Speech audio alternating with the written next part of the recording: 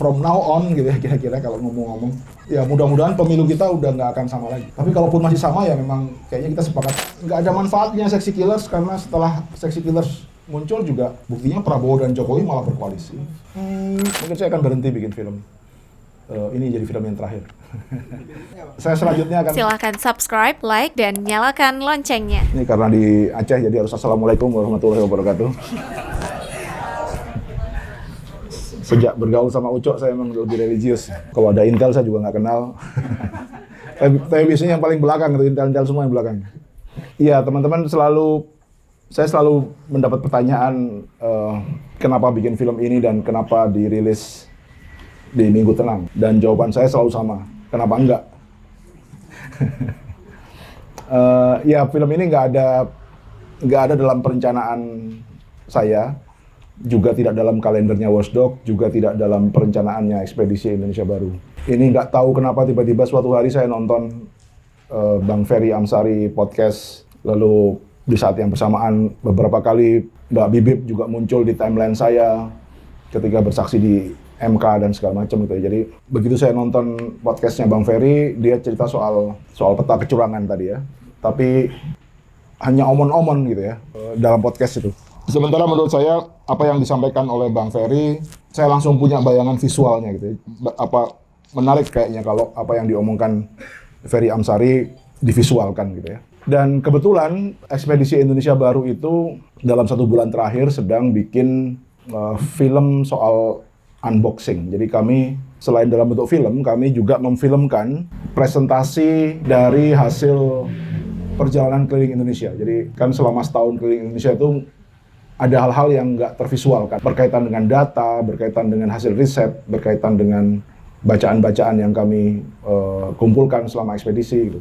Jadi untuk mengakomodasi cerita-cerita yang nggak ada gambarnya ini, kami di Ekspedisi Indonesia Baru bikin unboxing. Unboxing itu ya cerita, idenya adalah bicara soal ekonomi, dalam angka gitu ya, dalam riset gitu ya, nggak hanya sekedar visual atau cerita tentang seseorang, tapi juga forum akademiknya lah kira-kira begitu. Jadi begitu dengar Ferry Amsari ngomong soal peta kecurangan pemilu, di kepala saya langsung referensinya langsung seperti unboxing. Bahkan kru atau tim yang terlibat dalam produksi film ini adalah tim yang unboxing juga. Jadi saya cuma memindahkan para kru kreatif di unboxing ke Dirty Vote. Sama semua, tim grafisnya juga istrinya Yusuf kebetulan yang mengomandoi tim grafis. Director of fotografinya tadi ada, tapi dia minta namanya anonim. Nama anonim tapi mukanya di mana-mana. Dia menjadi director of fotografi juga di unboxing dan Dirty Vote. Jadi basically kalau disebut 3 minggu sejak ide sampai filmnya ditonton di YouTube, bagi saya ada blessing-nya, ada berkahnya karena memang tim yang bekerja dengan saya adalah tim yang sudah sebulan terakhir memang khusus bikin film soal presentasi. Jadi mungkin di situ Kak, mau bilang keajaiban Tuhan tapi juga kok religius banget gitu. Tapi ada keajaiban, ada blessing di situ yang. Jadi benar-benar ide ini tinggal langsung dieksekusi dalam tim produksi yang sudah standby dan sudah biasa sebulan terakhir sudah latihan terus untuk bikin unboxing sebenarnya. Itulah kunci kenapa dalam waktu 3 minggu dari ide sampai ditonton dia bisa smooth gitu. Itu yang pertama. Yang kedua tentu karena saya bekerja dengan para narasumber yang memang sudah kompeten. Jadi udah nggak perlu lagi ngasih tahu harus ngomong apa kan.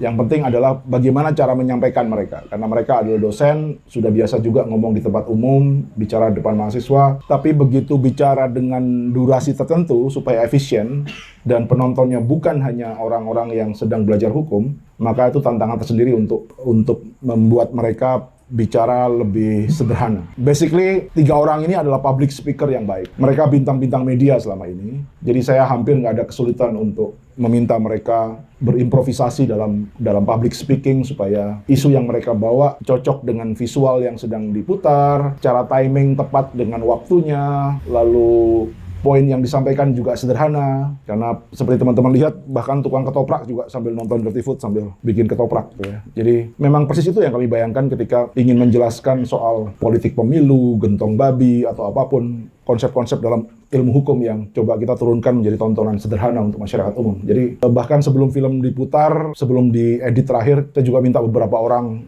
menonton gitu ya, yang bukan lulusan S1 gitu. Dan saya ingin menguji apakah dia yang bukan lulusan S1 mengerti, terutama di bagian drama di MK, putusan 90 MK, di bagian terakhir dari film ini. Karena bagi saya kalau bagian ini bisa dipahami, maka bagian yang lain akan lebih mudah dipahami. Itu faktor kedua. Jadi faktor pertama adalah kru yang memang sudah standby dan terlatih untuk membuat film presentasi eksplanatori seperti ini. Yang kedua adalah narasumber yang memang sudah terbiasa bicara depan kamera. Dan faktor yang ketiga adalah momen. Nah sekarang pertanyaannya, tanpa ada minggu tenang sekalipun, film ini ya nggak mungkin keluar lebih cepat. Ada pertanyaan, kenapa nggak lebih cepat dikeluarin? Kenapa harus nunggu minggu tenang? Ya karena kami syuting hari Rabu, minggu tenang hari Senin, ya kan? Jadi syutingnya hari Rabu, minggu tenangnya hari Senin, kami rilis hari Minggu, tanggal 11. Jadi memang nggak bisa lebih cepat lagi. Gitu. Tadinya tanggal 10, hari Sabtu. Tapi belum jadi filmnya. Versi pertama 3 jam. Terus harus dipotong. Nggak mungkin nonton 3 jam. Pasti ketiduran semuanya. Jadi harus dipotong hampir separuhnya. Itulah karena kenapa tanggal 10 filmnya belum bisa ditonton. Kami mundur tanggal 11. Baru selesai. 3 faktor itu. Momen adalah memang kami cari ketika tadinya memang film itu muncul ketika orang sedang rame kampanye Akbar di mana-mana ya. Kampanye terakhir. Kita mau munculin film itu. Tapi karena nggak bisa, ya sudah akhirnya tanggal 10 trailernya dulu. Tadinya trailer muncul tanggal 9, supaya orang kampanye Akbar terganggu, nggak konsen kampanye Akbar. Lalu tanggal 10-nya filmnya. Tapi karena nggak jadi, ya udah akhirnya tanggal 10 trailernya keluar, tanggal 11 baru filmnya keluar. Itu sih 3 variabel, dan apakah ini berkaitan dengan momen pemilu? Iya. Ya pasti, sama halnya juga dengan Sexy Killers. Kami rilis ketika momen pemilu, karena di momen itulah orang membicarakan tentang kebijakan politik. Gitu ya. Dari momen pemilu itu yang paling sedikit noise-nya adalah ya ketika minggu tenang gitu, masa tenang. Kalau saya munculkan saat rame-ramenya kampanye juga mungkin akan berkompetisi dengan konten-konten lain dan tetap akan dianggap kampanye juga oleh mereka yang nggak suka dengan filmnya gitu. Jadi sama-sama akan menghadapi tuduhan film ini kampanye dan segala macam, ya udah keluarin aja di saat bukan musim kampanye. Ini kalau saya melihat kan ini film dibuat dengan tempo seksama dan sesingkat-singkatnya ya kan, supaya bisa dipahami. Dengan hasil ekspektasinya nih awalnya apa yang diharapkan ya dari Mas Dandi dan tim, dan ketika sudah berjalan apakah sudah sesuai dengan ekspektasi yang ingin dicapai, dan kalaupun belum, jika kalau bisa kembali balik lagi nih, apa yang mau dilengkapi dari hasil yang sudah ditampilkan? Itu aja saya tanya. Assalamualaikum. Orang biasanya memang punya imajinasi dengan urusan elektoral. Dan bagi saya imajinasi itu aja udah pujian banget. Sebuah film diharapkan ada kaitannya dengan perolehan pemilu nasional itu gila banget. Joko Anwar aja nggak bisa bikin film begitu kan. Atau sutradara Hollywood aja nggak bisa mempengaruhi pemilu Amerika. Jadi begini, saya mau bayangkan. Ketika film ini rilis, potensi viral dan nggak viralnya 50-50 sama-sama. Bahkan film ini dirilis dari akun YouTube yang dari nol. Akun baru, bukan akunnya Watchdog atau akunnya Ekspedisi Indonesia Biru yang sudah 700.000 subscriber. Dari akun baru sama sekali. Yang justru karena baru ada masalah dengan uploadnya ketika itu. Jadi peluang untuk nggak viral dengan peluang viralnya sama-sama. Bahkan lebih besar peluang nggak viral. Karena tadi, akun baru, nggak ada promosi. Promosinya praktis sehari sebelumnya doang lewat trailer. Bersamaan dengan posternya juga. Jadi Anda bayangkan, window-nya cuma sehari itu untuk promosi film. Faktor berikutnya, nggak ada big names di situ. Nggak ada bintang filmnya. Nggak ada Dian Sastro. Dari semua elemen, dari point of view kami ya, teman-teman nggak mungkin membayangkan film ini meledak. Sebenarnya persis sama dengan Sexy Killers, tapi Sexy Killers merangkak kan ya. Dia nggak langsung muncul online, dia 7 hari sebelumnya, seminggu sebelumnya, dia nobar dulu. Bahkan 9 hari sebelumnya, dia nobar dulu. Dan sama, merangkak. Dari 1-2 layar, ke puluhan layar, ke ratusan layar, sampai puncaknya menjadi online dan menjadi jutaan. Tapi kalau dianalisis, apa yang membuat film ini di jam-jam pertama hanya puluhan ribu, lalu kemudian jadi jutaan? Ya karena jumpa persnya tim Prabowo sendiri. Filmnya masih diupload, dia bahkan sudah mengundang jumpa pers yang menyebut filmnya fitnah. Jadi terima kasih TKN 02 karena mereka lah film ini kemudian dicari orang. Seperti yang diduga banyak orang, mungkin film ini dianggap terlalu akademis, ya. Agak berbeda dengan Sexy Killers yang memang langsung menceritakan peristiwa-peristiwa lapangan. Sementara film ini tadi, orang nggak familiar gitu, nonton film kok kayak nonton dosen nerangin di kelas. Walaupun saya yakin di kelas pun dosennya nggak ada yang sepintar-sepintar ini. bahkan bosenin teranginnya gitu ya. Tapi yang mau saya sampaikan adalah film ini nggak didesain untuk gede dan booming seperti ini. Sekedar yang penting orang tahu apa yang menjadi konteks ketika semua orang digiring datang ke TPS 14 Februari.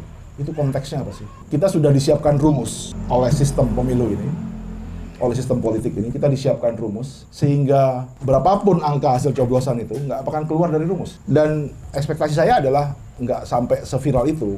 Kalau mau ngomong viewers, ya jutaan lah gitu ya. Nggak sampai puluhan juta. Gitu. Dan nggak sampai dikomentari oleh Wapres, Lord Luhut. Saya nggak berharap mereka, tapi ya akhirnya semua capres komentar. Ya lagi-lagi terima kasih TKN 02. Lalu pertanyaan kedua, kalau bisa mundur apa yang perlu diperbaiki? Ya kalau bisa mundur dan bisa diperbaiki ya jangan mundur sebelum Dirty Food, kita mundur sebelum proklamasi 45. Banyak banget yang bisa kita perbaiki. Ngapain mundurnya nanggung gitu ya. Tapi oke, saya bisa mengerti pertanyaannya. Kalau bisa mundur nggak ada gitu kan. Saya nggak, apakah akan kalau bisa lebih cepat keluarnya akan memberikan efek pendidikan politik lebih lama? Tetap 50-50 ya dan tidak. Jangan-jangan keluar lebih cepat juga ketiban isu yang lain juga nggak bisa viral. Jangan-jangan kalau keluar lebih cepat nggak ada tuh jumpa persnya TKN karena mereka sibuk nyiapin kampanye akbar. Jadi karena mereka gabut juga kan, mereka nganggur, udah nggak bisa kampanye, mereka mau pakai film itu mungkin untuk ini gitu ya. Ya udah gitu. Atau kalau bisa diulangi, apakah durasinya akan lebih pendek? Karena durasi pendek dan berserak-serak di TikTok itu yang membuat isu ini nggak muncul, nggak jadi perhatian orang. Semua yang diomongin di sini juga jadi bahan podcast, jadi bahan talk show di TV-TV. Tapi karena lagi-lagi durasinya pendek dan berserak-serak, kita nggak punya perhatian, nggak kasih perhatian. Karena kita berkompetisi dengan konten-konten yang lain. Jadi ya satu-satunya cara untuk mendapatkan perhatian atas konten ini ya menjadi panjang, komprehensif, dan ditreat sebagai film, bukan ditreat sebagai podcast, bukan ditreat sebagai potongan-potongan video pendek di TikTok, bukan ditreat sebagai liputan jurnalistik. Setelah dikemas menjadi film lah teman-teman menganggap ini serius, kira-kira gitu ya. Jadi nggak ada yang kalau ada time capsule gitu, saya pikir saya mungkin akan mengulang hal yang sama. Ya mungkin dengan modifikasi kecil-kecilan, tapi tidak mengubah secara umum konsep dan gagasannya. Pertanyaan aku sendiri, dari tim produksi film sendiri ada nggak sih effort supaya bias-bias informasi tersebut menjadi berkurang, atau memang ya memang seperti itu datanya? Effort apa sih yang dilakukan dari tim produksi sendiri? Dari tim sendiri gimana sih brainstorm supaya untuk ngumpulin data-data yang kita nggak menurutku bagi orang publik susah untuk ngedapatinnya, khususnya untuk mungkin mahasiswa kayak aku untuk dapatin data-data tersebut susah. Apa sih effort yang dilakuin supaya dan proses brainstormingnya untuk mengumpulkan data? Ya. Sebelum ada hasil pemilu, kita sudah dinampakkan angka-angkanya. Nah, dalam film ini bagaimana sih membedakan antara kecurangan yang terstruktur dan insiden? Itu ya. Makasih. Assalamualaikum warahmatullahi wabarakatuh. Saya respon dulu pertanyaan pertama tadi ya. Pertanyaan pertama yang bagian kedua. Kenapa mencari, mendapatkan, atau memilih data yang mungkin banyak orang nggak kepikir atau tahu, tapi bagaimana mengeksekusinya atau bagaimana kaitan dengan konten. Mungkin karena begini, mungkin karena kami memulainya passionnya jurnalisme, bukan bikin konten. Jadi start awalnya itu, nawaitunya itu memang ngerjain agenda jurnalistik, bukan sekedar konten kreator. Mungkin itu, karena background kami semua ya jurnalis gitu ya. Sehingga dorongannya atau energinya itu bukan bikin konten, tapi bikin konten dengan basis public issue. Agak berbeda memang kalau startnya adalah sebagai konten kreator. Biasanya konten kreator impulsnya adalah engagement. Kami impulsnya adalah public issue. Jadi kalaupun tidak mendapatkan engagement besar, tetapi targeted engagement sudah cukup buat kami. Jadi kalau satu film tidak perlu ditonton jutaan, tapi puluhan ribu, tapi orang-orang ini punya influence di komunitasnya masing-masing, bagi kami cukup. Mungkin itu salah satu alasan kenapa setiap konten selalu dimulai dengan riset. Bukan semata-mata, oh ada peristiwa kita syuting. Ya kadang-kadang begitu juga untuk mendapatkan momen, karena kadang momen juga nggak bisa diulang. Tapi mostly berangkatnya dari agenda setting. Mungkin agak berbeda dengan podcast yang kejar setoran 3 hari sekali harus upload gitu ya. Untuk ngejar volume sebanyak-banyaknya dengan penonton sebanyak-banyaknya. Ya kita nggak begitu. Kalau isunya belum matang, risetnya belum bener, ya kita nggak upload atau kita nggak bikin. Mungkin itu yang membedakan dengan produksi konten reguler untuk ngejar engagement atau kuota konten, jumlah konten tertentu. Gitu. Saya nggak mau bilang yang konten kreator itu hal yang buruk, nggak, kan tergantung niatnya. Kalau memang niatnya bikin konten sebanyak mungkin, ya nggak ada yang salah. Cuma bikin konten sebanyak mungkin ya risikonya ya bisa kewalahan juga kita risetnya kan. Apalagi kalau jumlah timnya sedikit. Nah kami karena sadar jumlah timnya selalu sedikit dan nggak besar, juga biaya produksinya juga nggak selalu tersedia ada, sehingga selected banget. Nah dalam proses yang selected ini bagi penonton, dari POV penonton, seolah-olah setiap yang dikeluarin nendang. Terus pertanyaan yang pertama tadi terkait dengan bias, mengelola bias. Bagi saya nggak ada bias di sini. Jadi editorial kami itu adalah mengkritik secara keras praktek politik yang dilakukan Jokowi sebagai presiden. Jadi nggak ada kaitan langsung dengan Prabowo. Kalau ada kaitan dengan 02, itu adalah Gibrannya. Coba teman-teman tonton lagi. Bagian mana yang kita langsung nembak Prabowo? Nggak ada. Bagian mana yang kita langsung nembak Gibran? Nggak ada. Selalu lewat Jokowinya. Jadi yang kami sasar adalah presiden yang sedang berkuasa. Kami anggap menyalahgunakan kekuasaannya untuk memenangkan anaknya yang kebetulan pasangan Prabowo. Kalau Gibran pasangannya Ganjar, ya mungkin Ganjar yang akan kena. Kalau Gibran pasangannya Anies, ya mungkin Anies yang akan kena. Jadi yang kita kritik dengan keras adalah praktek politik Jokowinya, yang abusing power, menyalahgunakan kekuasaan, mendesain sebuah sistem politik dan pemilu yang cenderung akan menguntungkan anaknya. Sesimpel itu. Karena kebetulan anaknya dengan Prabowo, ya akhirnya 02 kena. Lalu yang kedua, desain ini seperti disampaikan di akhir film dalam pernyataannya si Uceng, desain ini dibikin bareng-bareng ketika koalisinya masih rukun. Makanya kemudian di film ini muncul tak terhindarkan 03 termasuk yang banyak juga diuntungkan dengan desain ini. Karena ketika dibikin ya masih rukun-rukun mereka. Jokowi masih bagian dari mesin politik PDIP. Cuma karena mereka pecah kongsi di tengah jalan, yang pegang password ya cuma Jokowi, kira-kira gitu. Tapi kan kelihatan bagaimana periode ketika desain ini dibikin kan kelihatan. Tentu orang bereaksi seperti halnya Seksi Killers sebenarnya. Seksi Killers itu kita tunjukin dua-duanya gitu. Dan sesimpel itu, Prabowo dan Jokowi juga bagian dari oligarki batubara. Cuma karena Jokowi sedang berkuasa dan ada Luhut di situ yang menjadi bagian, yang menjadi hub dari semua urusan energi, dan kemudian Luhut sedang ada di sisi Jokowi, maka seolah-olah film itu, Seksi Killers, seolah-olah tendensi nyerang Jokowi. Dan dimanfaatkan juga oleh pendukung Prabowo ketika itu untuk memperbesar suara golput. Karena kalau golput pasti ngambilnya dari suara Jokowi. Kira-kira logikanya begitu. Jadi nggak bisa dihindarkan ketika film ini muncul di tengah gelanggang politik, ya orang juga memanfaatkannya secara politik. Dan nggak ada masalah bagi saya. Yang penting pesan pendidikan politiknya jauh lebih penting dari urusan elektoralnya. Jadi yang biasanya ngerasa bias karena memang punya preferensi. Kalau preferensinya 01 ngerasa seneng, 03 agak seneng, 02 paling sebel gitu. Soal preferensi aja. Tapi kalau dibedah beneran filmnya, nggak ada. Ke 02 itu nggak. Jokowi, ke Gibran, akhirnya ke Prabowo. Jadi akhirnya ke 02. Pertanyaan yang kedua tadi, membedakan kecurangan. Oh oke. Ya, sistematis dan insidental. Betul, persis itu yang kami hindari. Jadi narasumber ini punya banyak referensi dan hasil penelitian, tapi aku hanya mau membatasi kepada yang ini hanya bisa dilakukan kalau punya kekuasaan. Kalau cuma punya uang, nggak bisa. Karena semua orang yang mau curang juga bisa pakai uang. Makanya isu-isu yang levelnya TPS, naik turun suara, itu nggak kami masukkan. Selain juga pada variabel waktu ya. Tapi yang mau kami batasi adalah soal sistematis. Jadi kita ambil sebuah corak kecurangan yang hanya bisa dilakukan kalau Anda berkuasa, bukan sekedar punya uang. Itu yang membedakan dengan temukan ya semua yang ada di film ini soal jumlah provinsi, soal penempatan pejabat gubernur atau wali kota, bupati gitu ya, alokasi bansos, itu kan semua terkait dengan kekuasaan.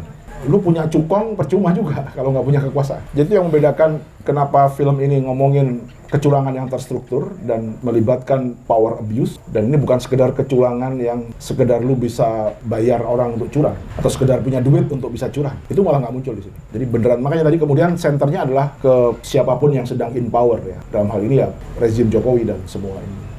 Setelah diterbit keluar, apa reward atau punishment yang didapat oleh tim itu sendiri? Mungkin itu aja singkat Bang Fadli. Kalau kita lihat harapan dari efek video ini, apa yang menjadi yang sangat diinginkan nih dari Mas Dandi untuk efek harapannya. Misalkan kalau saya sebagai anak muda, bukannya anak muda wapres gitu Mas Dan ya, anak muda betul-betulan, saya ingin harapannya dari video ini ya anak-anak muda semua kalangan dengan fitrah kesadarannya, ini ada kerusakan demokrasi loh, kenapa enggak kita berjuang untuk membenarkan gitu sistem tersebut gitu, apakah dengan cara demo dan lain sebagainya gitu. Sebenarnya kalau ngomong ini kayak pertanyaannya sebenarnya mirip ya. Apa sih rewardnya setelah Creative Vote?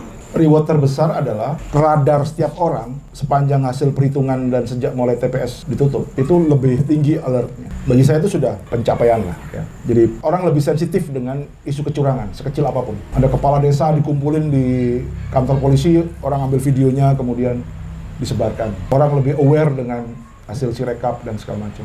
Yang biasanya kalau pemilu-pemilu sebelumnya, kalau jaraknya sudah terlalu jauh, orang sudah nggak terlalu peduli sebenarnya. Tapi ini kan jaraknya jauh, tapi orang masih mantau, masih ngawal. Ada suara PSI tiba-tiba di atas rata-rata surveinya gitu. Orang lebih sensitif. Jadi kalau ngomong reward itu sudah reward yang besar. Tapi rewardnya masih sebatas elektoral, terkait elektoral. Reward yang agak gede adalah kalau beneran DPR bikin hak angket. Bagi saya itu pencapaian yang oke. Karena semua yang ada di film ini harus dijelaskan oleh Presiden. Dan menjelaskannya bukan lewat film lagi.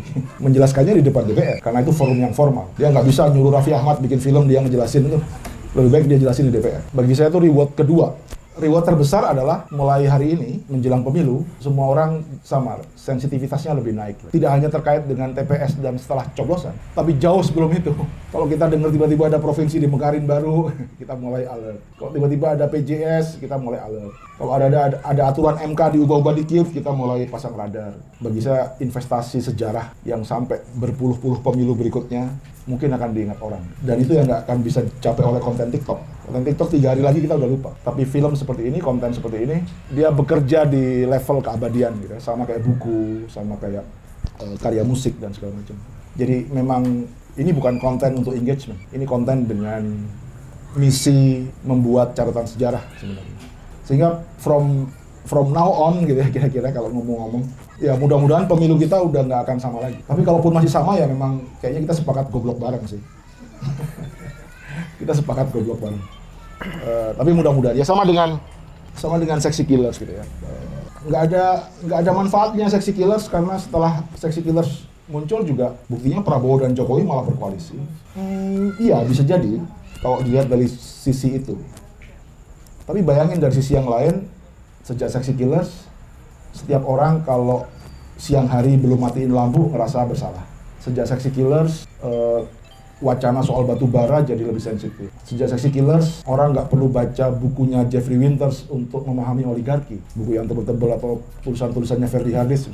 Tapi cukup nonton film itu, orang awam sudah ngerti apa itu oligarki. Sejak Sexy Killers, orang nggak percaya lagi kalau Kaisang dan Gibran adalah penjual martabak biasa. Jadi nggak apa-apa, kalaupun mereka merasa Sexy Killers nggak ada gunanya, biarin aja. Atau Jokowi dan Prabowo malah terang-terangan berkoalisi gitu, biarin aja. Tapi saya punya investasi sejarah yang lebih besar di bawah permukaan yang mungkin suatu saat akan jadi bara gitu ya, akan membakar mereka semua. Itu sih harapan saya, ya benar saya berharap dengan penonton-penonton baru yang lebih muda gitu ya, supaya orang muda di Indonesia ini tidak identik dengan Almas, Kaisang, dan Gibran. Di mana kelemahan film ini sehingga belum cukup mampu mempengaruhi suara sebenarnya. Oke. Jadi ini bagus jawabannya, di record ya. Aku udah tahu jawabannya, bagus jawabannya. Udah hafal. Jadi ditanya begitu aja udah pujian besar buat saya. Bayangin film diharapkan mengubah hasil elektoral. Harusnya nggak perlu bikin partai. Semua bikin studio film saja. Jadi pertanyaan ini pun sudah pujian besar ya. Jangankan ngomongin hasil ya. Direkognisi saja sebagai variabel yang bisa menentukan hasil elektoral itu bagi saya sudah pujian banget. Karena tadi, Anda bayangkan film yang masih punya utang sewa LED belum lunas, disuruh ngadepin bansos 508 triliun. Itu udah nggak masuk akal. Disuruh ngadepin buzzer-buzzer sekelas Raffi Ahmad dan lain-lain. Atau Deddy Corbuzier misalnya. Saya nggak ngerasa film ini gagal. Karena nggak matching gitu. Nggak apple to apple kalau film disuruh tarung dengan mesin politik sebesar itu. Film disuruh melawan ongkos sewa jet pribadi buat capres keliling kemana-mana gitu. Tapi oke, sisi lain saya juga prihatin sebenarnya karena Sudah sedemikian frustrasikah kita sampai mengharapkan perubahan politik dari sebuah film? Kayaknya ada yang serius yang kita kelewatan gitu ya. Sama halnya dengan Sexy Killers. Jadi Sexy Killers ini kan bukan cuma saya, sutradaranya Ucok juga itu. Cuma bedanya Ucok nggak tersangka, saya yang tersangka. Jadi sama gitu. Jadi puluhan tahun eksploitasi, kartel energi, politik oligarki, bahkan sampai hasil elektoral 2019 diharapkan pada sebuah film. Cuma dua kemungkinannya, either filmnya memang dahsyat banget atau kita yang frustasi banget sebenarnya. Jadi kehancuran kerja-kerja CSO, ketidakmampuan kita menggalang atau memunculkan partai-partai politik alternatif, kegagalan kita melanjutkan kerja-kerja pendidikan politik bagi masyarakat, kealpaan semua konten kreator untuk hanya nguber engagement, kegagalan media dan jurnalisme, itu kayak mau dibebankan ke satu film untuk menyuci itu semua. Dan bagi saya itu nggak adil banget buat saya. Udah nggak bisa nyalain AdSense pula gua. Sexy Killer 37 juta nggak ada AdSense-nya, ini 20 juta nggak ada AdSense-nya. Masih juga diharapkan membenahi demokrasi Indonesia gitu. Gila aja gitu. Nah, jadi itu ya, dua dimensi itu ya, Bung. Satu sisi saya merasa terhormat dan pujian besar lah, nggak. Saya nggak ngerti apakah ada filmmaker lain yang diharapkan mengubah Indonesia gitu. Tapi sisi lain saya ngerti itu, ini frustasi, ini ekspresi frustasi kita.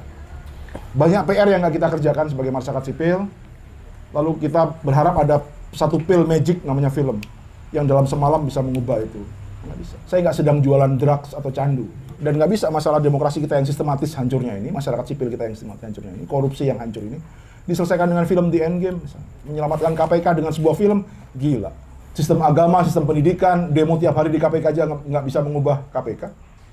Sebuah film pula. Kita punya kegagalan sistematis yang kita coba denial dengan melimpahkan bebannya kepada sebuah film. Tadi, sebagai filmmaker saya merasa terhormat, tapi sebagai warga Indonesia, saya sedih. Karena berarti kita mau mencari jalan pintas untuk tidak mengerjakan pekerjaan-pekerjaan besar ini. Jurnalisme kita, media kita, konten kreator kita, lembaga pendidikan kita, lembaga agama kita, partai politik kita, nggak mengerjakan PR-nya. Sehingga apa yang kita alami hari ini ya karena banyak PR besar yang nggak dikerjain. Mudah-mudahan jawaban itu tidak mengecewakan. Karena ya tadi saya pikir kalaupun nanti ada film berikutnya dan geger lagi, saya sebenarnya juga sedih lagi gitu. Bahkan kemarin pun saya sudah nggak mau bikin film sebenarnya. Pemilu ini saya udah nggak mau bikin film. Karena ya tadi, udah terlalu besar yang dilawan. Dan kalau saya akan bikin film lagi, saya menjanjikan candu berikutnya bagi masyarakat sipil. Mungkin saya akan berhenti bikin film. Ini jadi film yang terakhir. Saya selanjutnya akan bikin konten aja. Buat naikin AdSense. Terima kasih. Jika video ini bermanfaat untuk Anda, silakan subscribe, like, dan nyalakan loncengnya.